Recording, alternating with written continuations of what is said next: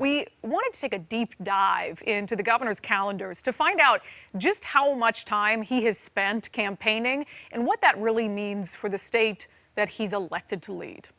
I'm Jay Inslee, and I'm running for president. Even before Inslee officially jumped into the 2020 race on March 1st. I am announcing today that I'm a candidate to become the next president of the United States. Republican leaders questioned his ability to both campaign and serve as a sitting governor. We've had a governor that's been distracted. He likes to pontificate, but he doesn't actually like to govern. Inslee brushed off those concerns on the day he made his bid official. I can prove that I've done this job and will continue to do so.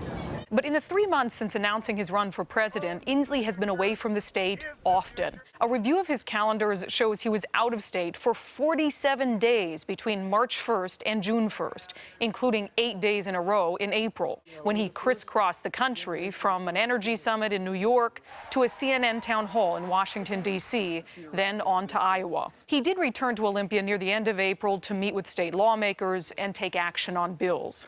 But the question remains, should the voters of Washington be concerned that Inslee, his sights set on higher office, is neglecting them? His chief of staff, David Postman. I mean, it's a lot compared to what it was prior, but we haven't, had people here running for president at the level he has, and we all are, in this business are in a political world, and so people run. I don't know how to judge whether that's a lot or little, but it's obviously different. It's unusual in Washington State, and we all have to find ways to make sure that job one continues to get done, and I think we've been able to do that. Calendars show Inslee was in frequent contact with Postman while out of state, often scheduling phone calls to check in with senior staff while between campaign events. Almost every day, sometimes more than once a day. That's me personally, then he's in touch with others on the team as well. But I try to have at least one scheduled check-in every day, and then the in-betweens if need be. In Inslee's absence, other elected leaders have stepped into his role. Lieutenant Governor Cyrus Habib's office says he served as acting governor a total of 49 times from the start of Inslee's campaign through June 3rd. Secretary of State Kim Wyman, 11 days since March 1st. Even the state auditor and state treasurer filled the role on several occasions. And should Inslee's presidential campaign continue, it's a long road to Election Day 2020, meaning the state could be in for another year and a half of a governor pulling double duty.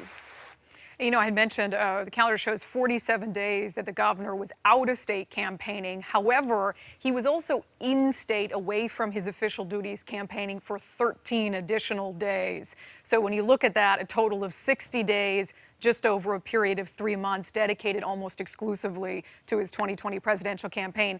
We did reach out to the governor via his campaign. They can't speak to issues related to the state.